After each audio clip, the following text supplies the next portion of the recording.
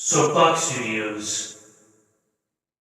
Mr. Speaker, Their Majesties King Charles III and Queen Camilla.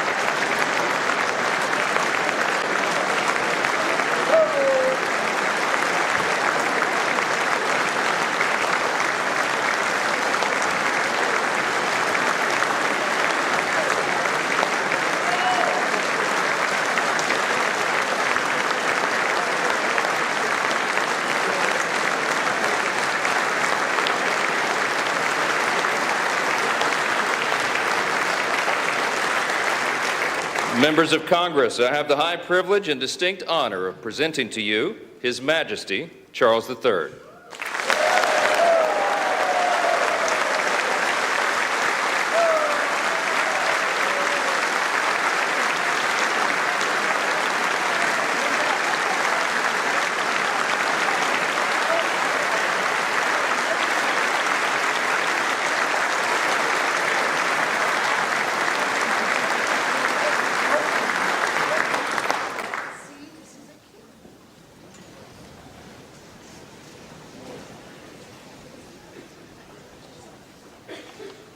Mr. Vice President, Mr. Speaker, members of Congress, representatives of the American people across all states, territories, cities, and communities.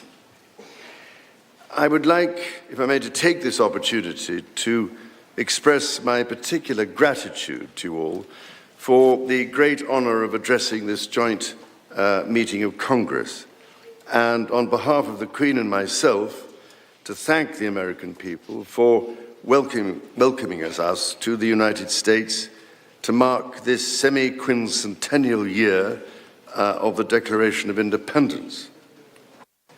And for all of that time,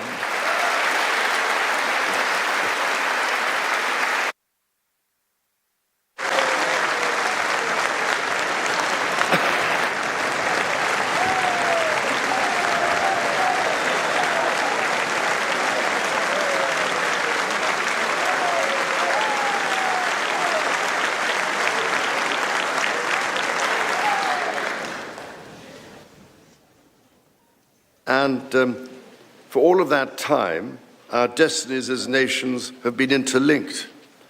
As Oscar Wilde said, we have really everything in common with America nowadays, except, of course, language. So, ladies and gentlemen, we meet in times of great uncertainty, in times of conflict from Europe to the Middle East, which pose immense challenges for the international community. and whose impact is felt in communities the length and breadth of our own countries. We meet too in the aftermath of the incident not far from this great building that sought to harm the leadership of your nation and to foment wider fear and discord. Let me say with unshakable resolve, such acts of violence will never succeed.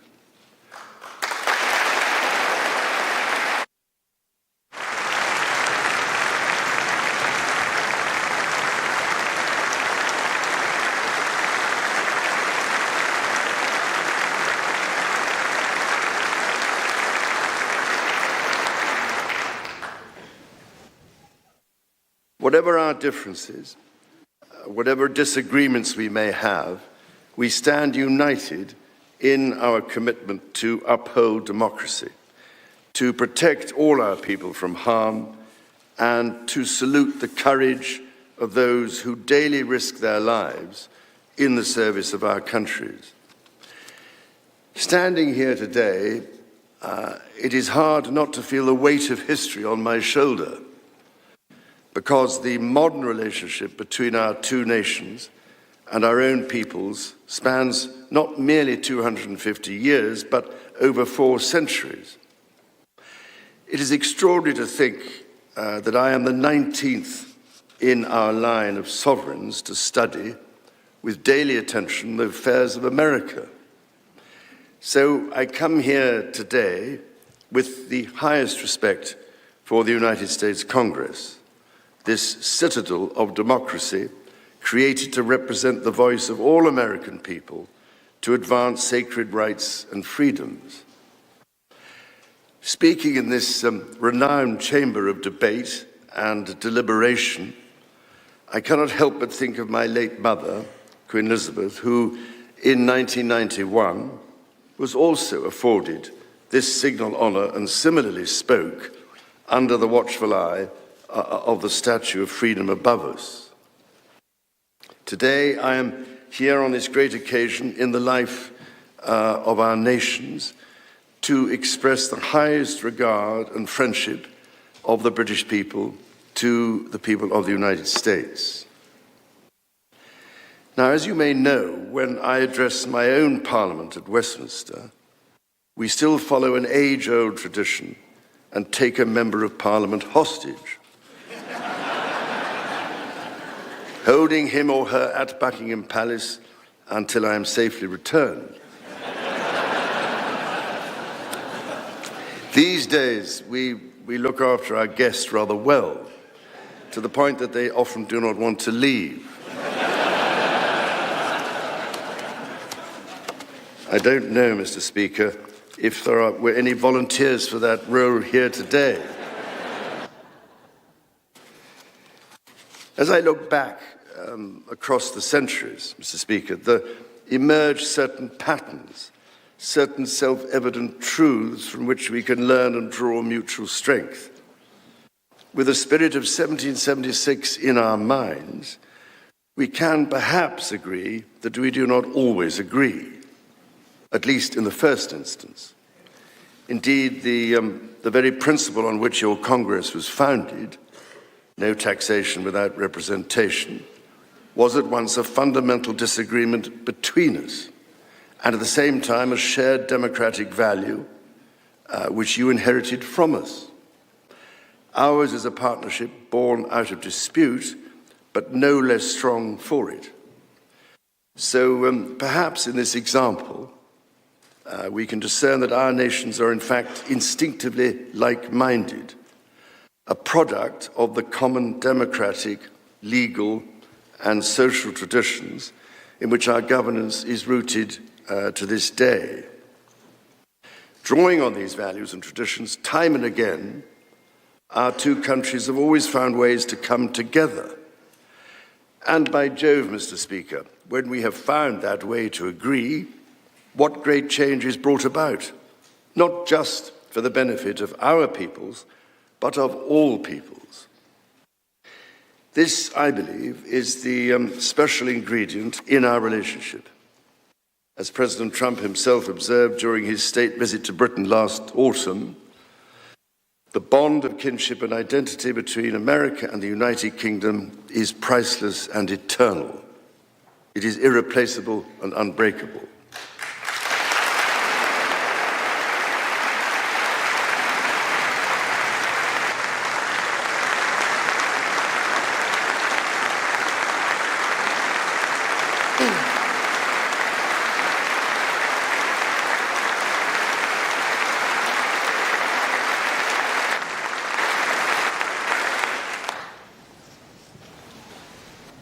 Mr. Speaker, this is by no means my first visit to Washington, D.C., the capital of this great republic. It is, in fact, my 20th visit to the United States and my first as King and head of the Commonwealth. This is a city which symbolizes a period in our shared history, or what Charles Dickens might have called a tale of two Georges.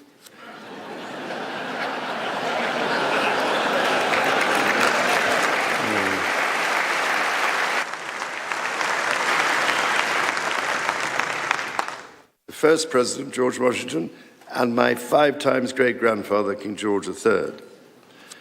King George, as you know, never set foot in America, and please rest assured, ladies and gentlemen, I am not here as part of some cunning rearguard action.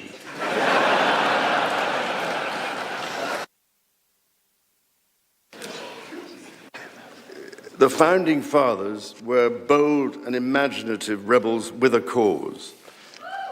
250 years ago, or as we say in the United Kingdom, just the other day,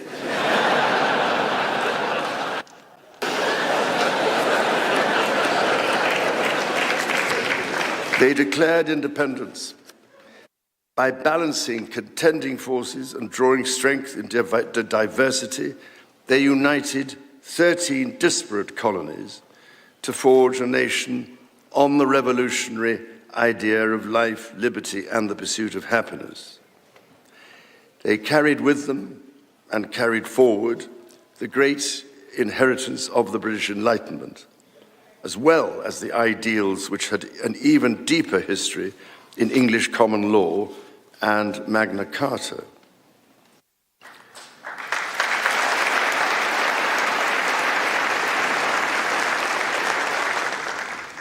These roots run deep, and they are still vital.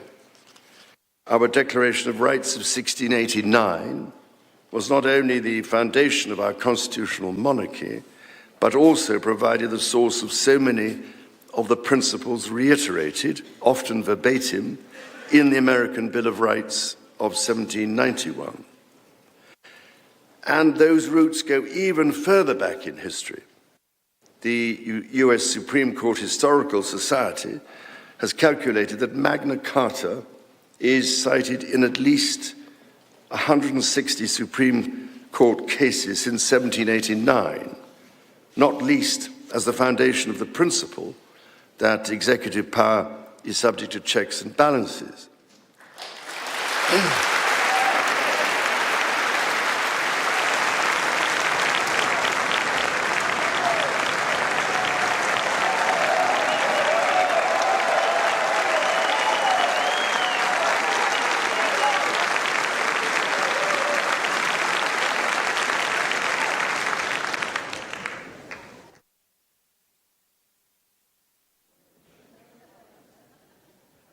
This is the reason why there stands a stone by the River Thames at Runnymede, where Magna Carta was signed in the year 1215. This stone records that an acre of that ancient and historic site was given to the United States of America by the people of the United Kingdom to symbolize our shared resolve in support of liberty and in memory of President John F. Kennedy. Distinguished members of the 119th Congress, it is here in these very halls that this spirit of liberty and the promise of America's founders is present in every session and every vote cast. not by the will of one, but by the deliberation of many, representing the living mosaic of the United States. In both of our countries, it is the very fact of our vibrant, diverse, and free societies that gives us our collective strength, including to support victims of some of the ills that so tragically exist in both our societies today. And, Mr. Speaker, for many here, and for myself, the Christian faith is a firm anchor and daily inspiration that guides us, not only personally,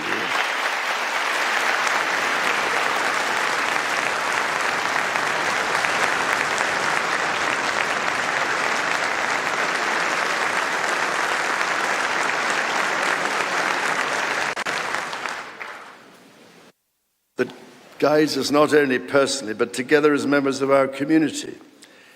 Having devoted a large part of my life to interfaith relationships and greater understanding, it is that faith in the triumph of light over darkness which I have found confirmed countless times. Through it, I am inspired by the profound respect that develops as people of different faiths grow in their understanding of each other.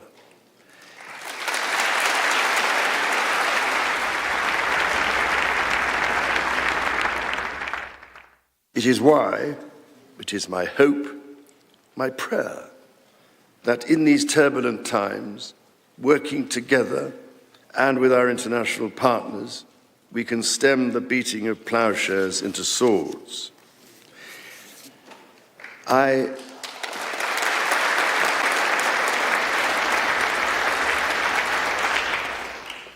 am mindful that we are still in the season of Easter, the season that most strengthens my hope.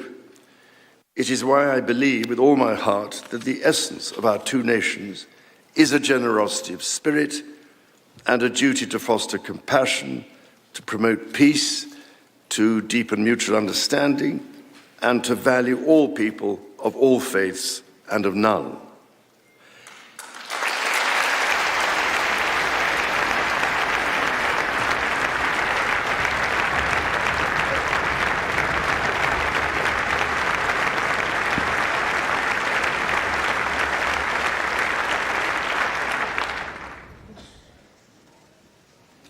The alliance that our two nations have built over the centuries, and for which we are profoundly grateful to the American people, is truly unique.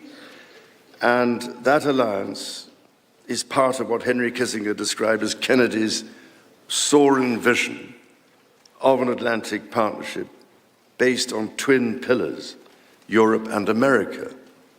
That partnership, I believe, Mr. Speaker, is more important today than it has ever been.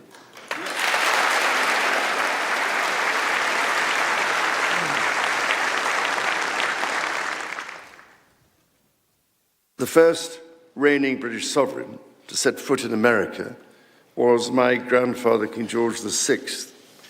He visited in 1939 with my beloved grandmother, Queen Elizabeth, the Queen Mother. The forces of fascism in Europe were on the march, and sometime before the United States had joined us in the defense of freedom, our shared values prevailed. Today, we find ourselves in a new era, but those values remain. It is an era that is in many ways more volatile and more dangerous than the world to which my late mother spoke in this chamber in 1991. The challenges we face are too great for any one nation to bear alone. But in this unpredictable environment, our alliance cannot rest on past achievements or assume that foundational principles simply endure. As my Prime Minister said last month, ours is an indispensable partnership. We must not disregard everything that has sustained us for the last 80 years. Instead, we must build on it.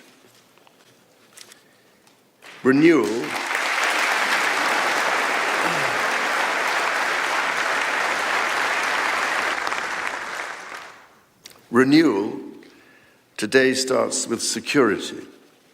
The United Kingdom recognizes that the threats we face demand a transformation in British defence. That is why our country, in order to be fit for the future, has committed to the biggest sustained increase in defence spending since the Cold War, during part of which, over 50 years ago, I served with immense pride in the Royal Navy, following in the naval footsteps of my father, Prince Philip, Duke of Edinburgh, my grandfather, King George VI, my great-uncle, Lord Mountbatten, and my great-grandfather, King George V. This year, of course, also marks the 25th anniversary of 9/11. This atrocity was a defining moment for America, and your pain and shock were felt around the whole world. During my visit to New York, my wife and I will again pay our respects to the victims, the families, and the bravery shown in the face of terrible loss. We stood with you then, and we stand with you now in solemn remembrance of a day that shall never be forgotten.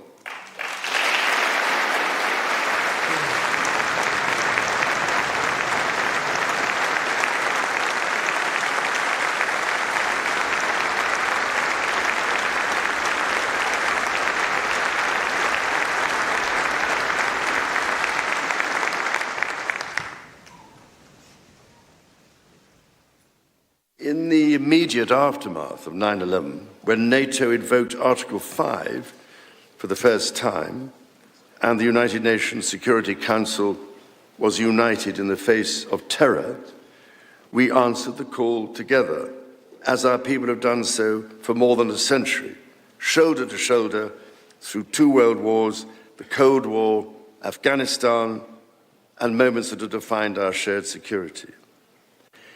Today, Mr. Speaker, that same unyielding resolve is needed for the defence of Ukraine and her most courageous people.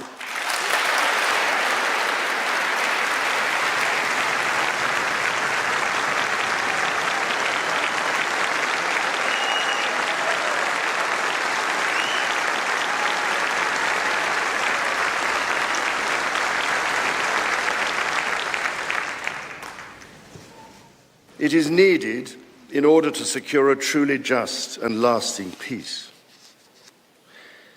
From the depths of the Atlantic to the disastrously melting ice caps of the Arctic, the commitment and expertise of the United States Armed Forces and its allies lie at the heart of NATO, pledged to each other's defense, protecting our citizens and interests, keeping North Americans and Europeans safe from our common adversaries.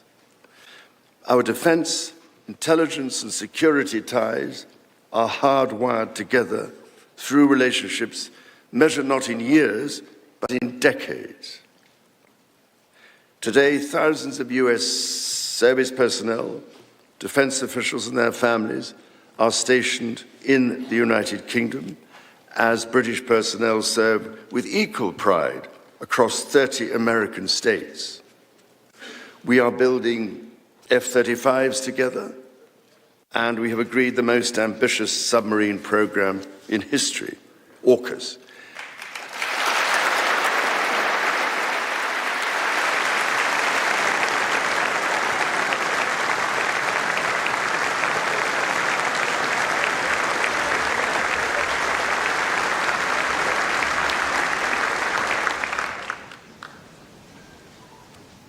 And we are doing it in partnership with Australia, a country of which I'm also immensely proud to serve as sovereign. We do not embark on these remarkable endeavours together out of sentiment. We do so because they build greater shared resilience for the future. so making our citizens safer for generations to come. Our common ideals were not only crucial for liberty and equality, they are also the foundation of our shared prosperity. The rule of law, the certainty of stable and accessible rules, an independent judiciary resolving disputes and delivering impartial justice. These features created the conditions for centuries of unmatched economic growth in our two countries. This is why our governments are concluding new economic and technology agreements to write the next chapter of our joint prosperity and ensure that British and American ingenuity continues to lead the world. Our nations are combining talent and resources in the technologies of tomorrow. Our new partnerships in nuclear fusion and quantum computing and in AI and drug discovery, holding the promise of saving countless lives. More broadly, we celebrate the $430 billion in annual trade that continues to grow, the $1.7 trillion in mutual investment that fuels that innovation, and the millions of jobs on both sides of the Atlantic, supported across both economies. These are strong foundations on which to continue to build for generations yet unborn. Our ties in education, research, and cultural exchange empower citizens and future leaders of both countries. The Marshall Scholarship, named after the great General George Marshall, and the association of which I am so proud to be patron, are emblematic of the connection between our two countries. Since its founding, more than 2,300 scholarships have been awarded, opening doors for Americans from all walks of life to study at the United Kingdom's leading universities. So as we look toward the next 250 years, we must also reflect on our shared responsibility to safeguard nature, our most precious and irreplaceable asset.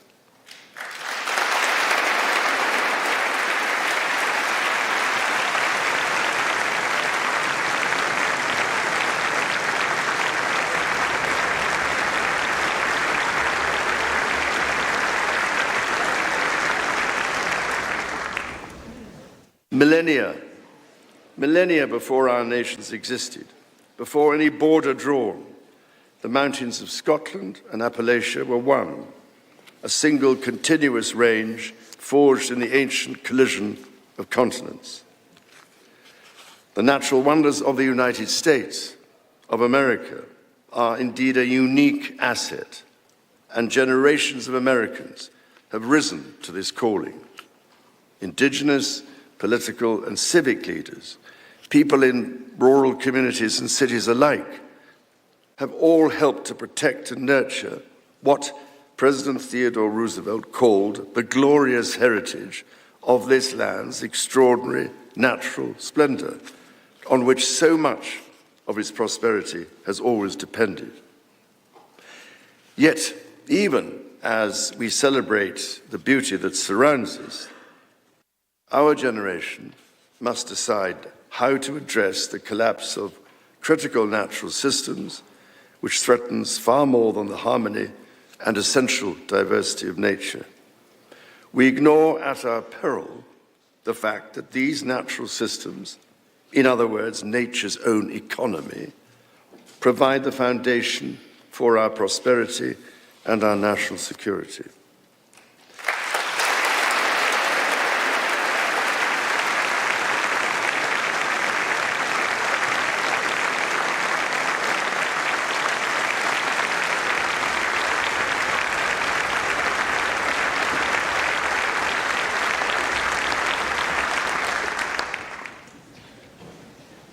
The story of the United Kingdom and the United States is at its heart a story of reconciliation, renewal, and remarkable partnership. From the bitter divisions of 250 years ago, we forged a friendship that has grown into one of the most consequential alliances in human history. I pray with all my heart that our alliance will continue to defend our shared values with our partners in Europe and the Commonwealth and across the world. And